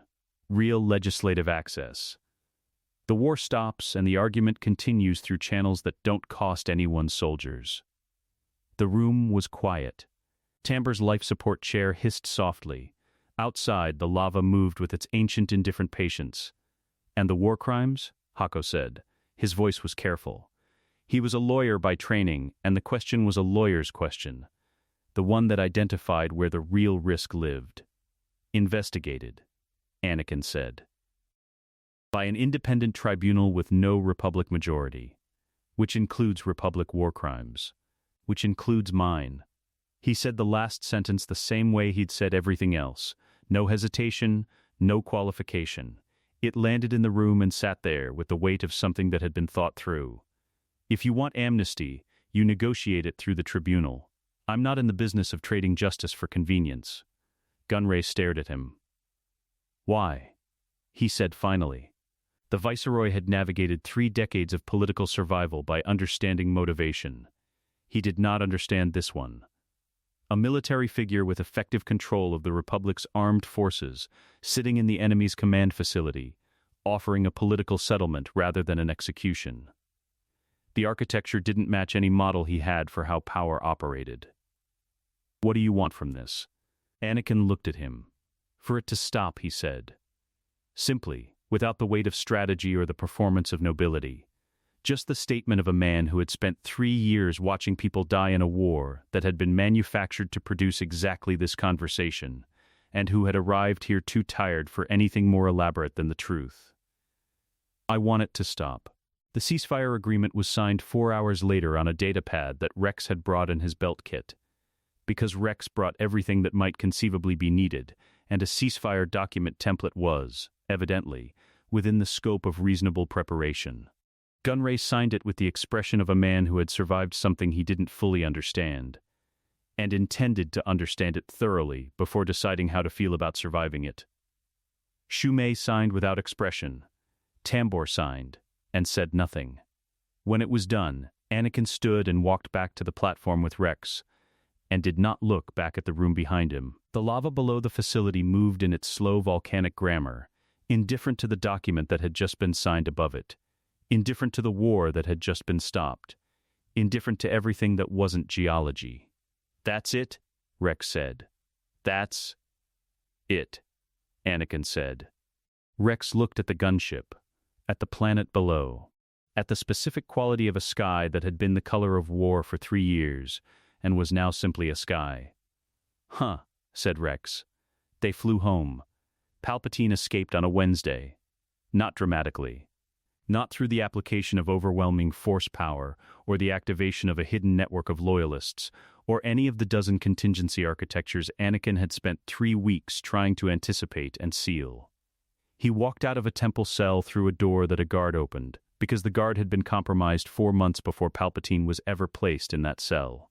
Because Palpatine had been building exits into buildings he hadn't entered yet for 40 years, and because the difference between a trap and a room was entirely a matter of who had designed the doors. The guard's name was Neros. He was not a clone. He was a temple security officer, human, 11 years of service, commendations in 3 of them. He had a sister on Corellia who owed a significant debt to a financial institution that had been quietly acquired, 8 months ago, by a holding company with no visible connection to anything. The debt had been called in 2 days after Palpatine's arrest. The instruction had been simple. The execution had been simpler. Inros had opened the door. By the time Anakin was notified, Palpatine had been gone for 6 hours. He stood in the empty cell and felt the force-dampening emitters still running, and the absence where Palpatine had been, and something that was not quite anger and not quite fear, and existed in the specific register between them. The feeling of a man who had known the contingencies were there, and had sealed every one he could find, and had missed one. Rex was beside him. The silence between them had the quality of 2 people running the same calculation and arriving at the same uncomfortable answer. He planned this before he was arrested, Rex said. Before he was arrested, Anakin agreed. Probably before the confrontation. Maybe before Camino. He looked at the door. Rose was in custody. It was not Rose he was thinking about. He let us take him.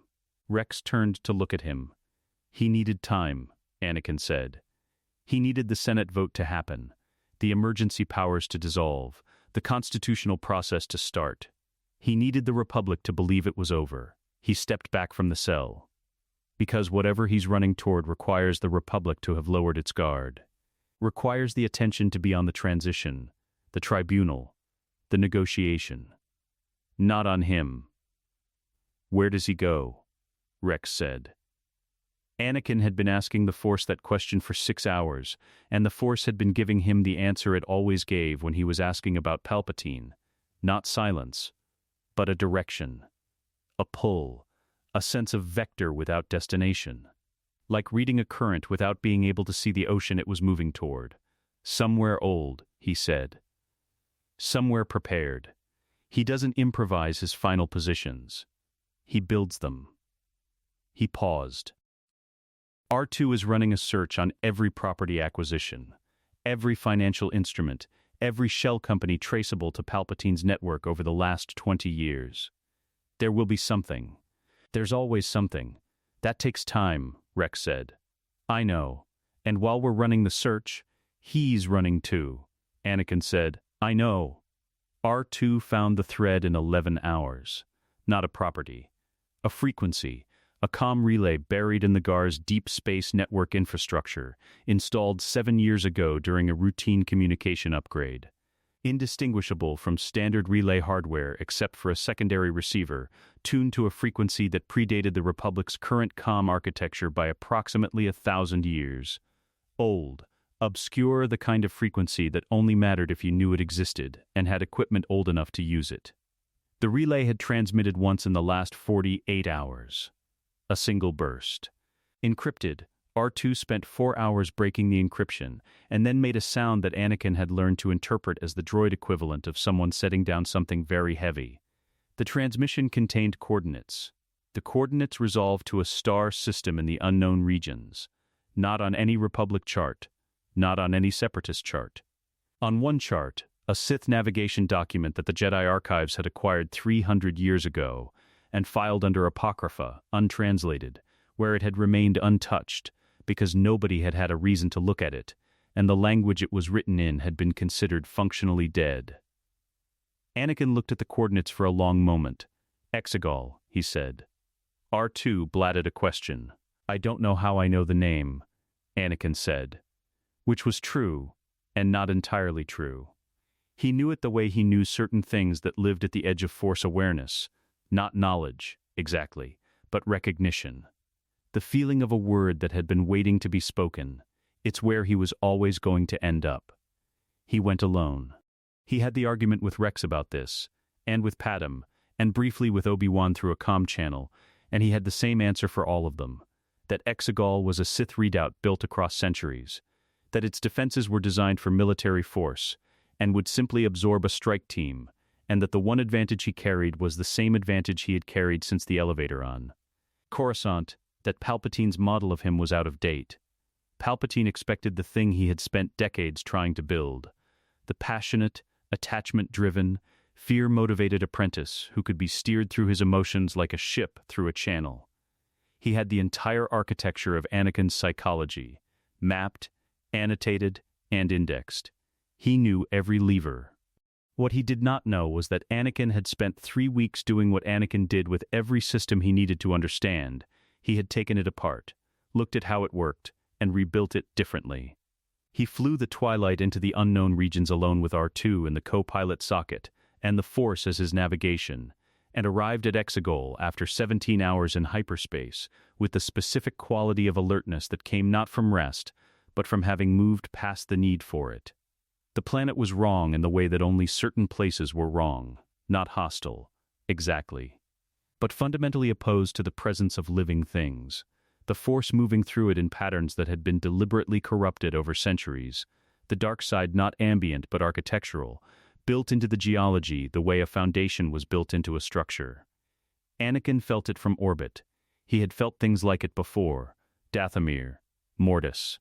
The spaces between stars where the Force pooled in ways the Jedi didn't have adequate language for. He had never felt anything this old. He landed in a cave because the cave was where the Force pointed.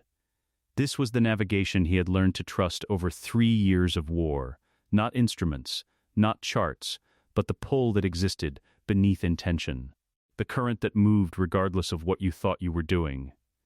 The cave led down. Palpatine was waiting. Of course he was. The chamber was enormous, the kind of space that required centuries to excavate, and the specific institutional patience of an organization that measured its planning horizons in generations. Carved from black stone, lit by something that was not quite fire and not quite electricity, an energy that predated the current understanding of either. The kind of light that illuminated without warming. Arranged around the walls, in tiered alcoves, were objects that Anakin recognized from Sith historical records, artifacts, texts, Instruments of practice accumulated across a millennium of the rule of two. A library of darkness. A contingency for the end of everything else. Palpatine stood at its center. He looked different, not diminished. Anakin had expected diminished, and had been prepared to discount the expectation, because assuming a weakened Palpatine was the last mistake a still-living person got to make. He looked stripped. The performance was gone entirely. Not the mask slipping, but the mask removed, set down, no longer necessary in a room that contained no audience worth performing for. What was left was the thing underneath. Old, patient, genuinely, structurally certain of itself in the way that only something that had survived everything it had ever encountered could be certain. The yellow eyes in the dark. "You found me faster than I expected," Palpatine said. "You left a thread," Anakin said. "I left 17 threads. 14 of them were false." He tilted his head slightly. "Which one did you follow?" "The real one." Palpatine was quiet for a moment. The chamber breathed around them with the specific quality of a space that had been holding its breath for a very long time. "You're alone," Palpatine said. "Yes, that was either very confident or very foolish." "I've been told it's usually both," Anakin said. He moved into the chamber, not fast, not slow. The pace of a man entering a room he had been heading toward for a long time and was finished hurrying to reach. He felt the force around him, not the clean architecture of the temple, not the warm connectivity of a living system, but something older and more fundamental, the current that ran beneath all of it, the thing that existed before the Jedi named it, and before the Sith tried to own it. Palpatine raised one hand. Anakin felt the force gather, the enormous, practiced accumulation of a lifetime's dark side mastery, the technique refined across 40 years of calculated restraint, the lightning that had ended stronger beings than Anakin in the histories. He did not raise his lightsaber. He did not raise his hand. He stood in the center of the gathering storm, and he opened himself to the Force the way Qui-Gon had taught him once, in a brief lesson that the Jedi Order had never formally endorsed, not as a channel, not as a tool, but as a presence, as a participant in something that was not his to control. The lightning came. It struck him and kept going, not through him, around him. The Force doing what the Force did when you stopped fighting it, and simply were it, finding its own resolution, the dark side energy dispersing into the rock, into the ground, into the ancient architecture of the chamber itself, which had been built to contain exactly this kind of power, and found, now that the power had no target to attach to. Palpatine stared. "I'm not afraid of you," Anakin said, quietly, into the dark. "I spent 3 years being afraid of you.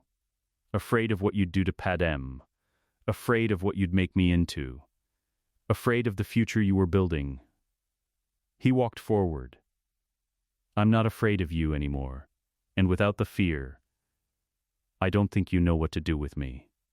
The yellow eyes tracked him, the arithmetic running, the contingencies cycling. "There's still a version of this," Palpatine said, "where you know," Anakin said. He said it the same way he had said it in the Chancellor's office, the same flat, final, structural certainty. The word that was not a refusal but an observation about reality. He reached out with the Force, not lightning, not a weapon, the same extension he had used on the Camino terminal, the reader's reach, the slicer's touch, the hand that understood systems by feeling how they worked. He felt Palpatine's Force connection, felt the architecture of it, the dark side pathways built across decades, the specific channels through which the power flowed, the design of a mastery so refined it had become indistinguishable from the man himself. And he felt the flaw. Every system had one. Anakin had never encountered a system without a flaw, because systems were built by beings, and beings always left a gap between intention and execution. Always, without exception, no matter how long they planned. Palpatine's flaw was the same as the chip network's flaw. He had built for control. He had optimized for domination. He had never, in 1,000 years of accumulated Sith philosophy, built for the possibility of someone who simply was not trying to take anything from him. Anakin pressed. Palpatine did not die like a Sith Lord. He died like a system failing. Not dramatically, No final explosion of dark side energy. No last lightning strike. No theatrical collapse that announced itself as the ending of an era. The Force connection simply unmade itself, the pathways that had carried a millennium of accumulated dark side mastery, dissolving the way ice dissolved in warm water.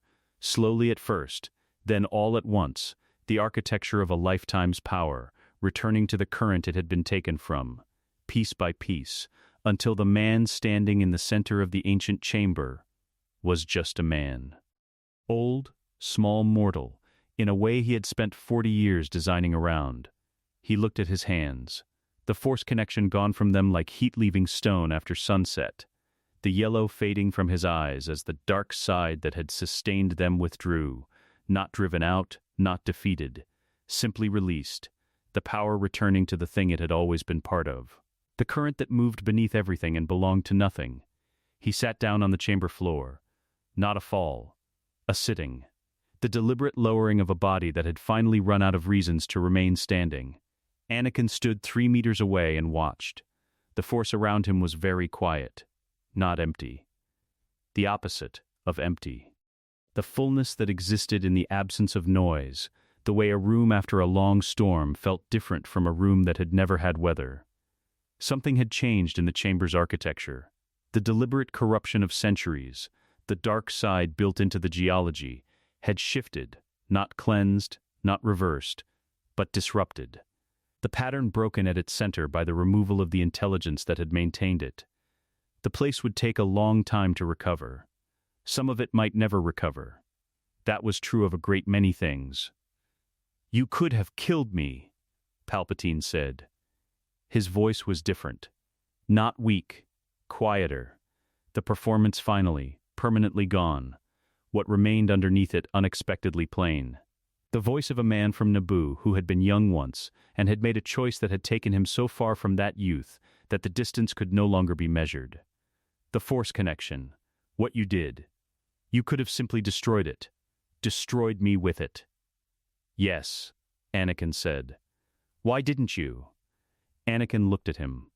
At the old man on the floor of his own monument, surrounded by 1,000 years of accumulated ambition, stripped of every instrument of it.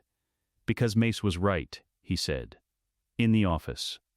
When he said summary execution was the first step down a road with one destination, he paused. "And because I've spent 3 years being the person who does the thing that needs doing regardless of the cost. I wanted to find out what it felt like to stop." Palpatine looked at him for a long moment. Something moved in the faded eyes, not the calculation, not the contingency architecture. Something older and simpler than either of those.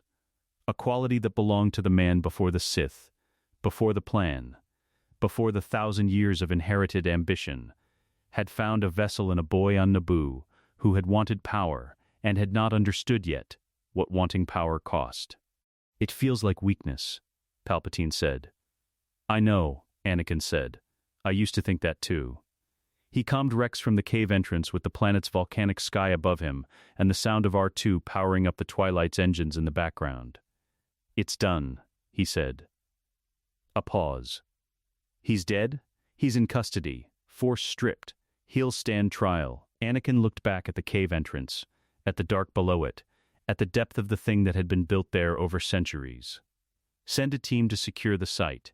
Tell them to bring archivists. There are records here that the Jedi need to see. Things the Sith have been keeping for 1,000 years that belong to the galaxy's history, not its future." Another pause. Longer this time. "Anakin," Rex said. "I know," Anakin said. "I'm coming home." The Coruscant morning was 3 hours old when the twilight came through atmosphere. The city caught the early light the way it always did. Badly, too much of it, reflected off a million surfaces at angles that turned the air itself golden in some places, and left others in deep industrial shadow. It was not a beautiful planet. It was a planet that had decided beauty was less important than function, and had been right and wrong about that in equal measure for 10,000 years. Padme was at the landing dock.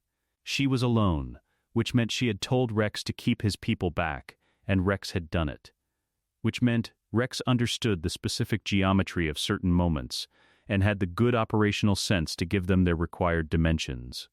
She stood at the edge of the dock with her arms folded against the morning cold, and watched the twilight settle onto the platform, with the expression of a woman who had run out of fear sometime in the last 48 hours, and was now standing in the unfamiliar territory on the other side of it. Anakin came down the ramp. She crossed the distance between them and put her arms around him, and he held her with the specific quality of holding that came from understanding exactly how close the alternative had been, and choosing not to think about it, and thinking about it anyway. "It's over," she said into his shoulder. "It's over," he said. They stood on the dock in the early light for a long time. R2 rolled down the ramp behind them, assessed the situation, and rolled to a respectful distance. He made a soft sound, not a functional tone, not an alert. Something quieter. The droid equivalent of acknowledgement. The Senate Plaza at mid-morning. The crowd had gathered without being called. That was the quality of the moment. The news had moved through the city's 10 billion inhabitants the way all significant news moved, faster than official channels and without their precision, carrying the essential truth and losing the details, arriving at every level of the city simultaneously in its approximate form. It's over. The war. The Chancellor. The thing that had been wrong for years and that most people had felt without being able to name. It's over. They had come to the plaza because that was where people went when they needed to be in the same place as other people who were feeling the same thing. The instinct predated the Republic. It would outlast it. Anakin stood on the Senate steps with Rex beside him and Padme one step, back in the crowd below, and felt the weight of what was about to be, required of him with the specific weariness of a man who had been solving problems for 3 years and had arrived at the last one and found it. Was the same as the first one. The crowd needed to hear something, not a speech. Speeches were for senators, for people whose authority derived from words and the institutions that gave words their weight. He was not a senator, he was not a general anymore, or a Jedi, or any of the other things he had been required to be in the rooms that had produced this morning. He was a man standing on steps with 3 million soldiers behind him and a choice in front of him. He had always known this was the choice. He had known it in the storage room on level 1313 with 5s on the workbench table. He had known it at the Camino terminal with Rex watching the corridor. He had known it in the Chancellor's office and the Jedi Council chamber and the facility above the lava flow and the cave on Exegol. Every step had been building toward this one, not toward power, toward the decision about what to do with it. He sat down at the terminal built into the Senate Steps security station.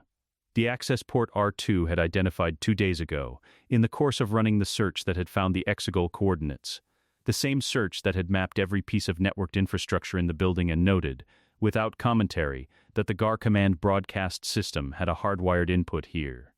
A physical connection to the military frequency that reached every chip, every trooper, every ship in the fleet. He typed a command sequence. Simple, clean the override code for the entire inhibitor chip network.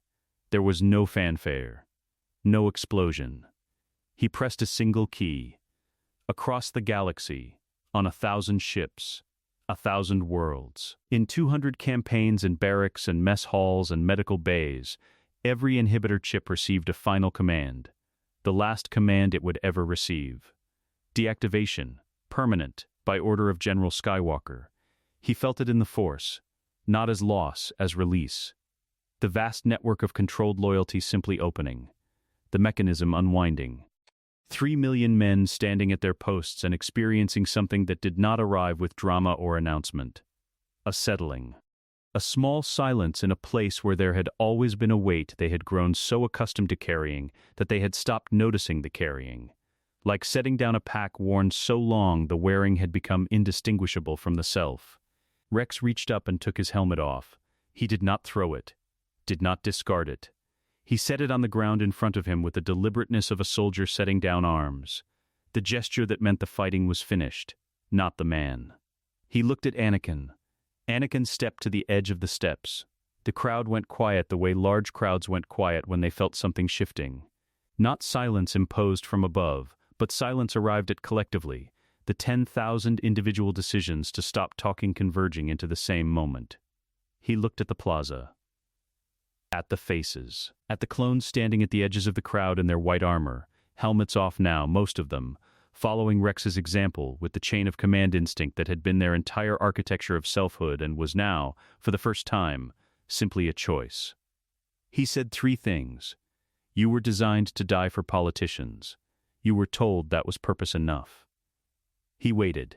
You chose otherwise. From this day you are citizens of the Republic.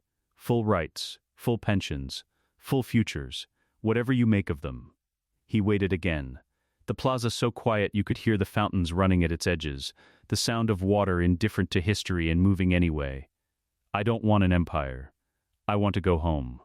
He stepped back, took Padme's hand, turned, behind him. 5 stood at the crowd's edge with Rex. Technically still dead. Officially non-existent.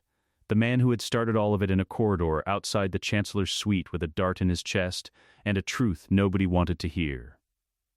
He was smiling, not the wild, desperate smile of a man trying to be believed before he ran out of time. Something quieter than that. The smile of a man who had finished what he started and found, against all probability, that it had been enough.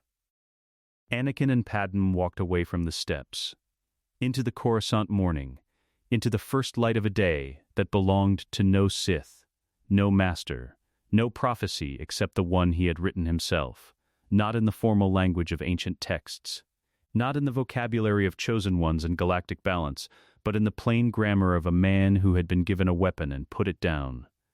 Behind them, 1,000,000 soldiers stood free. The fountains ran. The city moved. The light came down on all of it without distinction, the way light did, without preference, without memory, without any awareness of what it was falling on. It fell on the plaza and the crowd, and the white armor and the steps. It fell on Rex, holding his helmet, looking at the sky for the first time without the weight of a command that had always been waiting to be given. It fell on Fives, who had died for this and lived anyway, which was either a miracle or a coincidence, and was, in the end, the same thing. It fell on a city that did not know yet what it was going to become, and would spend the next 100 years arguing about it, and would be, in the arguing, exactly what it was supposed to be. The choice had been made. The sovereign had gone home. Let us know what you'd like to see next. The end.